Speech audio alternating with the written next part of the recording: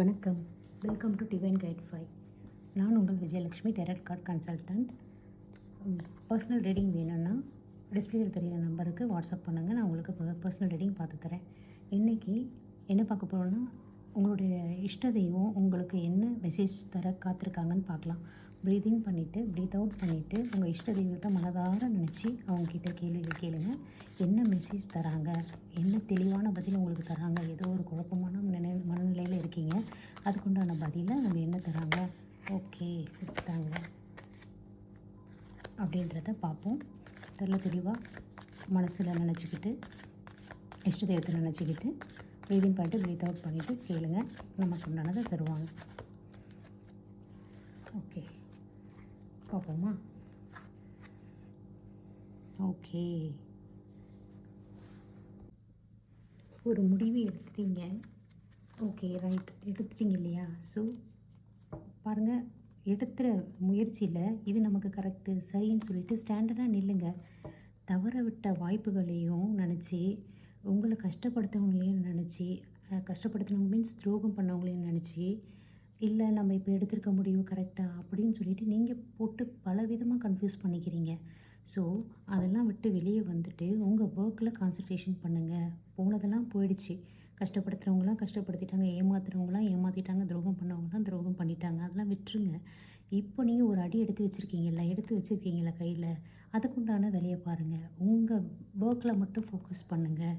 உங்கள் ஒர்க்கில் மட்டும் ஃபோக்கஸ் பண்ணி ஸ்கில்லை எப்படி டெவலப் பண்ணுறதுன்னு சொல்லிட்டு பார்த்துட்டு உங்கள் ஒர்க்கில் டிஃப்ரெண்ட் ஸ்ட்ராட்டஜி இப்போ நியூவாக என்ன பண்ணலாம் அப்படின்ற ஒரு முயற்சியில் நீங்கள் இறங்குனீங்கன்னா, நிஜமாக சொல்கிறேன், உங்கள் இருக்க ஹார்ட் ஒர்க்குக்கு நீங்கள் வேறு லெவலில் இருப்பீங்க. பிகாஸ் நீங்கள் ஹார்ட் ஒர்க் போடுறீங்க, பட் உங்களுடைய கவனம் மட்டும் கரெக்டாக சரியாக தானே முடிவு எடுத்துருக்குமா நம்ம அப்படின்ற ஒரு தயக்கமும் டவுட்டும் உங்களுக்குள்ளே இருந்துகிட்டே இருக்குது. என்றைக்கு நீங்கள் அந்த தயக்கத்தையும் டவுட்டையும் உடைச்சிட்டு வெளியே வரீங்களோ, அப்போது உங்கள் மொத்தம் ஹார்ட் ஒர்க் மட்டும் இல்லை, உங்கள் ஃபோக்கஸ் அதில் இருக்கும். ஒர்க்லேயே தான் இருக்கும். மொத்த ஃபோக்கஸும் ஒர்க்கில் இருக்கும். அப்போ நீங்கள் நினைக்கிற அச்சீவ்மெண்ட் சக்ஸஸ் உங்களுக்கு கட்டாயம் கிடைக்கும். உங்ககிட்ட இருக்க பெரிய மைனஸே ஹார்ட் ஒர்க் போடுறீங்க. ஆனால் பெரிய மைனஸ் என்னென்னா, பழசை நினச்சிட்டு இப்போ நான் எடுத்திருக்க முடிவு கரெக்டாக? ஆமாங்க, 100% உங்களுடைய இஷ்ட தெய்வம் நீங்கள் எடுத்திருக்க முடிவு கரெக்டு தான்.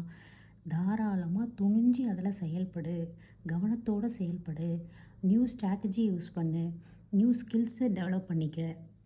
அப்போது இன்னும் ஒரு சிறந்த இடத்துக்கு போய் நீ இருக்க அப்படின்னு சொல்லிட்டு உங்களுடைய இஷ்ட தெய்வம் உங்களுக்கு மெசேஜ் கொடுத்துருக்காங்க.